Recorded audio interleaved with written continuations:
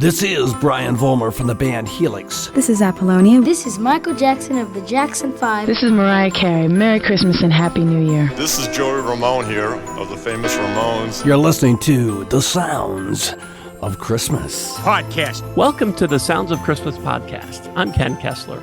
If you're new to this podcast, I want to start by saying thanks for joining us. If you're not new, welcome back. Either way, I'm glad you're here. Now, to avoid any confusion, I want to start off by saying there won't be any music played here. This is a place for conversation. I'll talk about Christmas music and some related topics, sometimes by myself and sometimes with guests. If you're looking for music, just go to soundsofchristmas.com and click on the tree or the player on the front page or on the Listen Now page.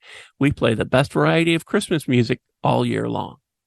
Well, except in October, when we play the best variety of Halloween music. Very happy to have Kevin McGrath back with us again this year. Kevin writes about music and film for Wales Art Review, is a juror for the Welsh Music Prize, and the author of Pop Hack, a debut collection of music reviews and interviews. Kevin is also the man behind the amazing albums Have Yourself a Merry Indie Christmas Volume 1 and 2, which came out last year. And now there's a new volume for 2023, Have Yourself a Merry Indie Christmas Volume 3, which is just out. Hi, Kevin. Thanks so much for joining us again. Hi, Ken. Great pleasure to be back on the show. Everything I said so far was correct? Yeah, you've nailed it in one. Okay. That's always good to hear. It's more or less how I introduced you last year, and, things change over the course of time. In fact, last year, you were ready at this time of year to take some time off, and a volume 3 of this did not seem to even be on your radar. How did that happen? Yeah, I mean, it's absolutely correct. I listened back a couple of days ago to that interview last year with you, and you were quite keen to try and encourage me to keep going, and I wasn't really responding in kind. I sort of, I can't rule it out, but I know it was quite exhausting and so on. So yeah, I wasn't of a mind to do volume 3 at all. I didn't give it a thought all through 2023 until some point in September, maybe towards the end of September. And I had a couple of emails through from Bandcamp to say that volumes 1 and 2 had sold a few copies. And I thought, I expected that to happen because it's Christmas, obviously, and right. The albums hopefully will sell at Christmas for many years. But I don't know why, but that sort of stimulated my interest in thinking about doing something. But I didn't have in mind a volume 3. What I originally thought I might do was to add maybe 5 or 6 tracks to each volume and sort of just put it out there on social media, sort of deluxe version, if you like, a bit of an update. Because I had some songs from last year. Listeners may know that it ended up as 2 54-track volumes, but I'd asked for a lot of songs I liked. I listened to lots of songs. I tried to get hold of as many of them as I could through the year, and I ended up with about 140 songs. And in the end, I chose 108. So I thought, let's go back and listen to the songs that I didn't put in because I liked all of those songs. I only had them because I specifically requested them from the bands, having really liked them. And I thought maybe there are some on there that are actually as good as the ones they ended up using, and that was the case. In fact, when I listened to some again, I thought, how didn't I include that? I mean, really had that with 4 or 5 tracks. But I thought this is as good as the vast majority of tracks that are on those albums. Why didn't I put it in? So that was quite interesting in itself, that hearing songs again. I mean, it was a bit of a mad rush. I had so many songs coming in, and I was sort of running out of time that I perhaps didn't give a couple of those songs a chance to grow and to, familiarize myself with them. So that was good. I found immediately I had tracks to work with there. And then I thought I could go back to some of the bands that did contribute to the first 2 volumes, who I knew had other Christmas songs. Quite a few bands like Vista Blue and Photocopies, they're repeat offenders, if you like. They can't resist a Christmas track every year, thank goodness. So I thought I could probably get the half dozen just from using ones that I didn't use last year that I probably could have, and just going back to some bands and saying, would you mind, popping another track in? So once I got to that stage, um, I just couldn't stop. The bug was back then.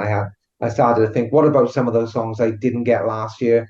Is it worth writing again to some of these bands and trying to do that? So I did, and I did get four tracks that I tried for last year and couldn't get. Things had changed. I managed to have some contacts who knew other people and got me in touch with certain people and so on. So that started to come together. And then I thought, what came out in 2022 at Christmas? Because I was doing my own project. I wasn't looking to take anything brand new from last year because understandably artists who are putting out a Christmas song, they want to put it out and see how it does. They don't want to give it to a compilation at the same time. So I look back then at Christmas Underground, various websites, and it was a lot of good stuff. So that was it. Then once I started to hear those tracks, I was up and running for a volume 3. The 2 volumes that you put out last year were all to benefit a homeless charity called Crisis UK, and I'm assuming that this new volume follows suit. Yeah, it does. Funny enough, I signed an agreement with Crisis last year. It was a 2-year agreement to donate money to them. It's since been renegotiated. It's open ended now. They'll stay on Bandcamp as long as time exists, and every year hopefully they'll raise a few bob for Crisis. So yeah, volume 3 is again every single penny. I don't make a penny out of it. Everything goes to Crisis at Christmas. Yeah.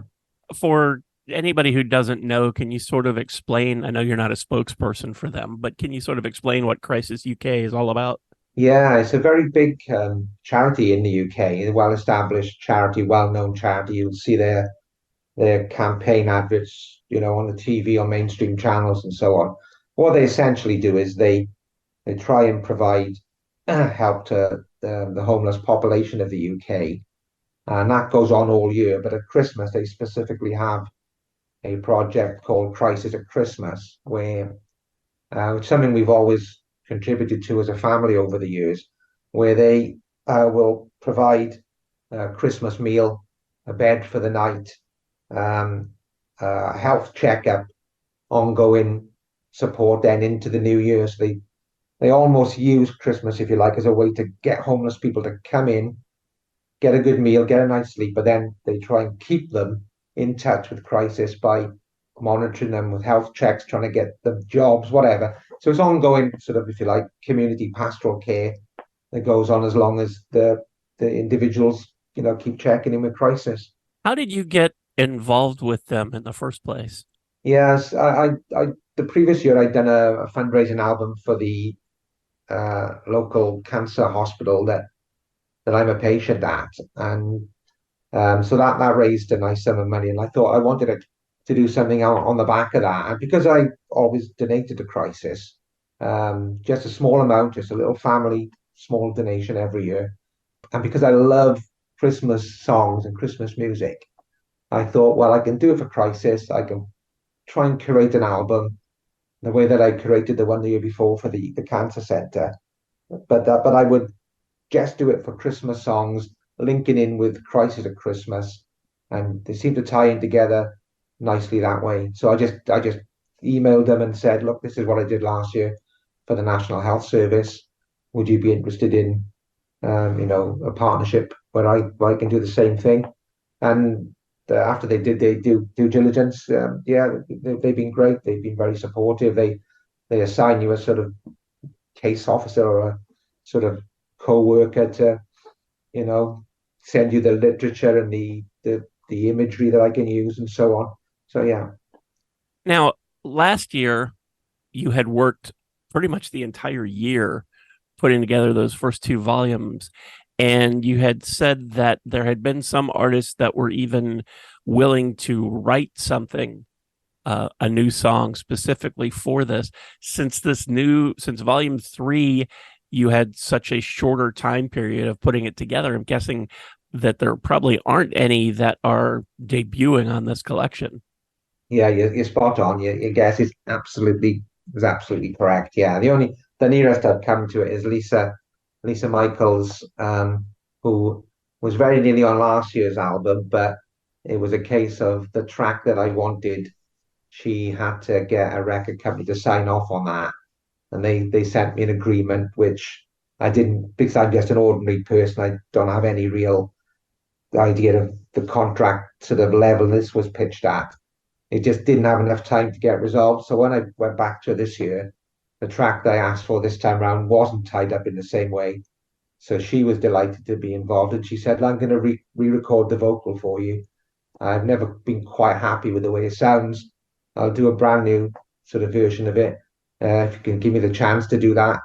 And so she was the last track that came in. She just managed to get it done in time, but there would have been no time really to have anyone sadly write an original, because that was an enjoyable part of last year's project. Yeah.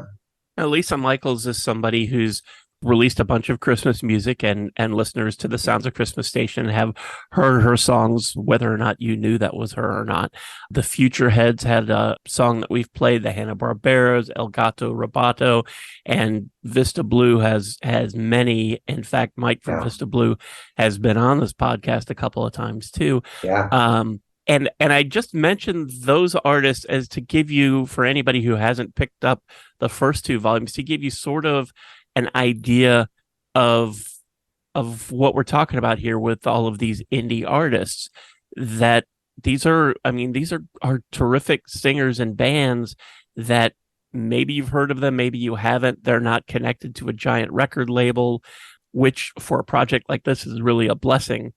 I tried my hand at putting out a couple compilations maybe 15 years ago, and it was very difficult going through the record labels, not because they're terrible people, but there's just so much legal stuff that you have to go through and so many people you have to talk to that it's very difficult to be able to do that. And when you're working with indie artists, a lot of the time the buck stops with them.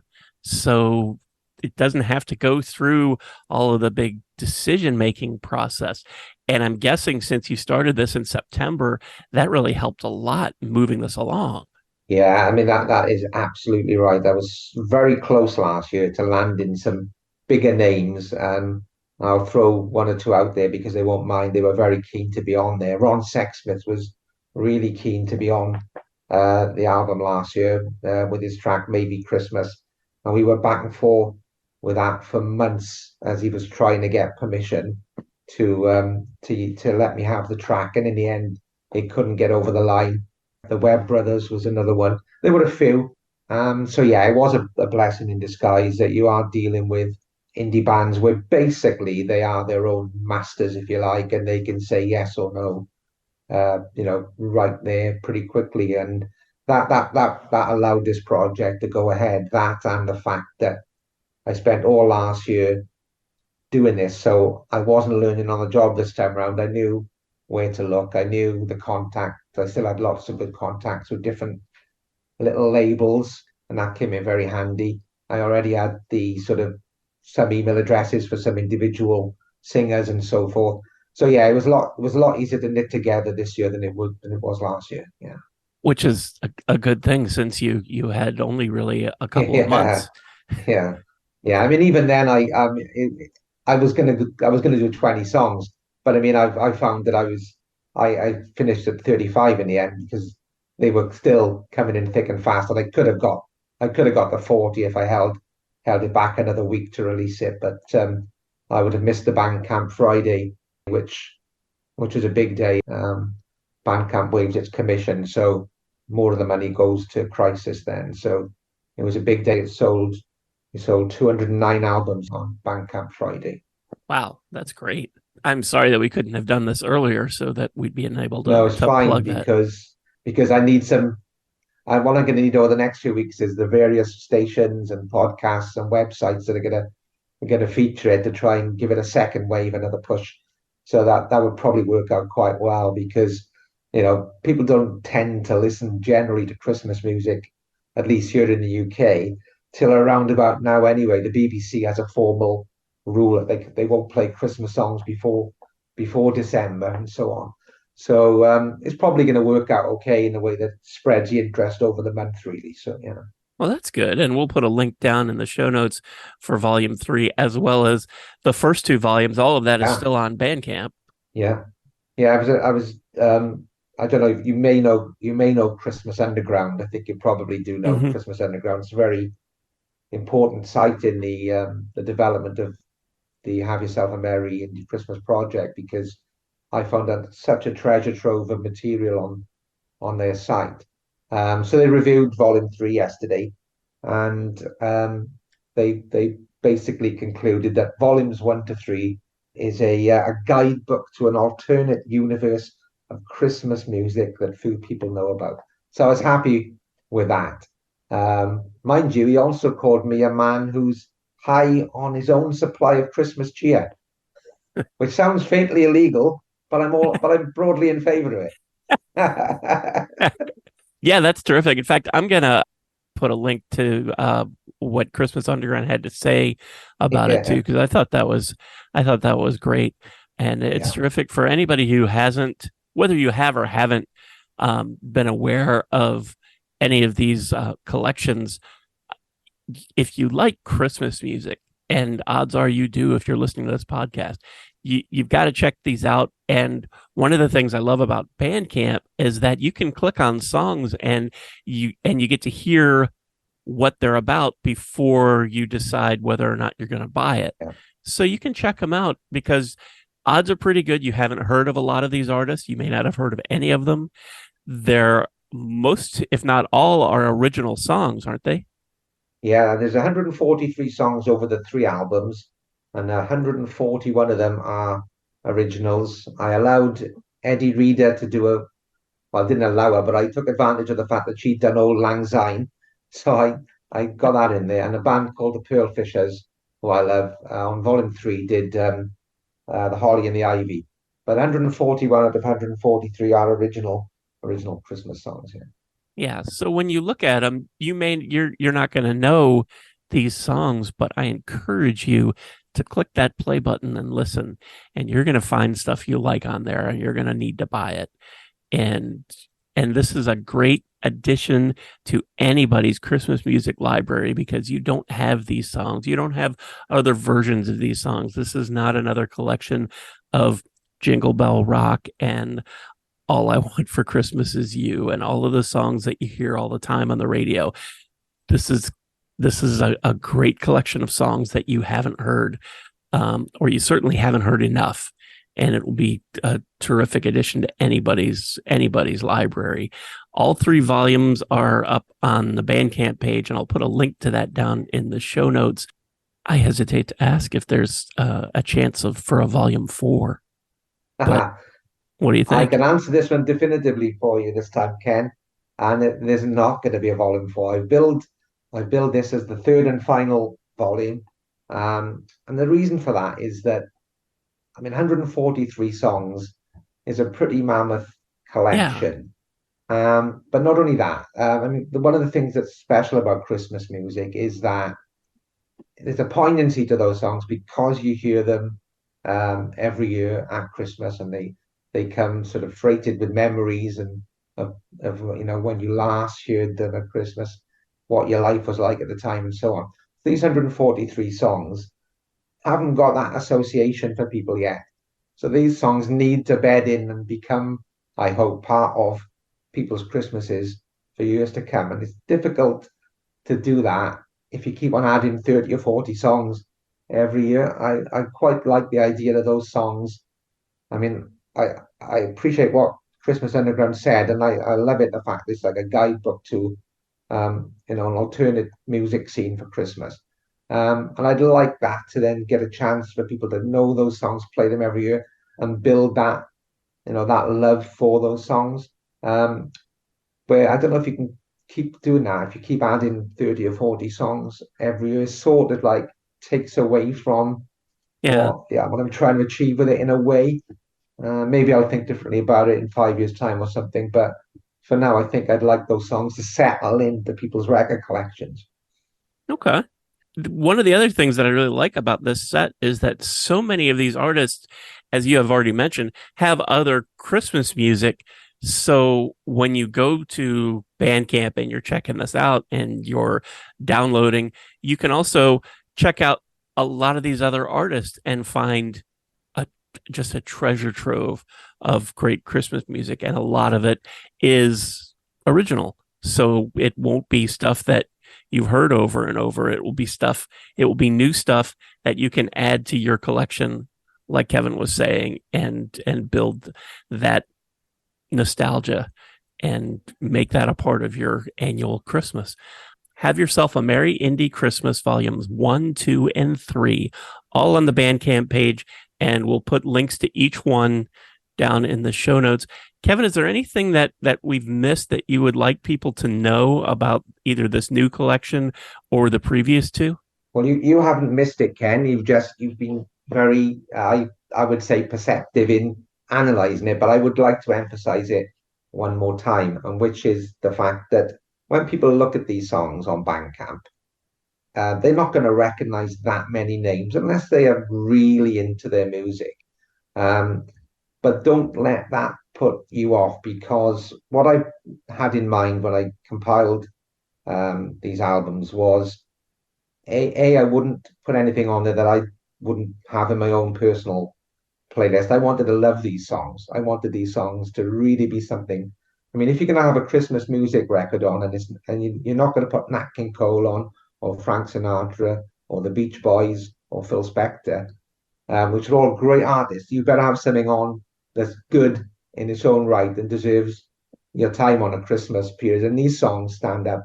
I love these songs. I tried to focus on songs that are really melodic, that have really Christmas earworm choruses, things that are not hard to get into. I think people, if they do take advantage of what you said about Bandcamp, the great opportunity, just click on a song for free and listen to it. You can then decide whether you think it's a good song or not. But I would suggest that people would be massively surprised by the quality of the songs. They won't believe the quality of the songs.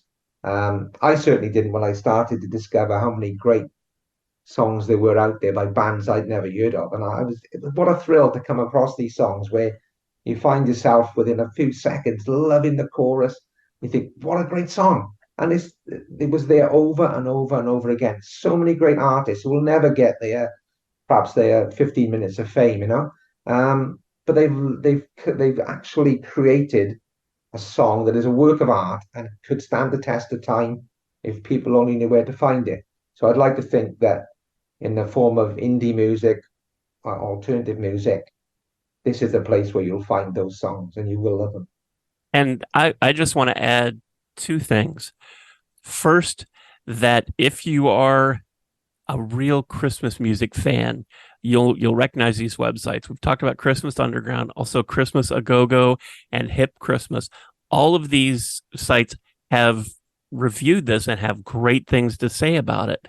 So there's a little something to maybe push you to checking this out. And the other thing is that 35 songs, and it's a deal. I don't know what the exchange rate is from pounds to dollars in the US. No, not me. but it's £5. So it's probably five or $6, is it? I guess something like right. $6 so, maybe. Yeah. So it's less than $10, certainly. Yeah. It's less than $10. 35 songs. That's just on the new one. And the other two, there's over 100 songs between the other two volumes. So you could really fill up your library and it's a deal, and the money goes to a great cause. And I just really I don't usually talk money on this podcast, but this is just such a great deal. I just can't imagine anybody who likes Christmas music not clicking over and taking advantage of this. So there's my pitch. I'll get off my soapbox now about that. But it's a great set, and I'm very grateful that you put this together. And you certainly got somebody like me who runs this Christmas music station and plays thousands of songs. You've given me almost 150 new songs well, some of them I knew, but well over 100 songs that I may never have known about and love. And I'm playing a lot of the songs from the first 2 volumes on the station now and adding songs from the third one that if you haven't heard them yet, you'll be hearing them soon. So go check them out. Kevin, thank you so much. Thank you so much for doing this in the first place and then coming back on to talk about it. Thank you, Ken. Thanks for having me. It's a great show. I will be listening through Christmas as I did last year. So the Sounds of Christmas. So thank you for that. And thank you so much for listening and for continuing to support the Sounds of Christmas station and podcast. I told you how to listen to the station, and you're already listening to this podcast, so my work here is just about done. All of our episodes are available on the Sounds of Christmas website. Just click the podcast tab. And we also have a Linktree page that lists most, if not all, of the sites that do stream our podcast. So you can check that out and find your favorite and click on over, subscribe, and you'll never miss another episode. If you have comments or suggestions on this episode, previous episodes, or the Sounds of Christmas station, feel free to reach out to me on social media or through the website. Thanks again. And may you always believe in Santa Claus.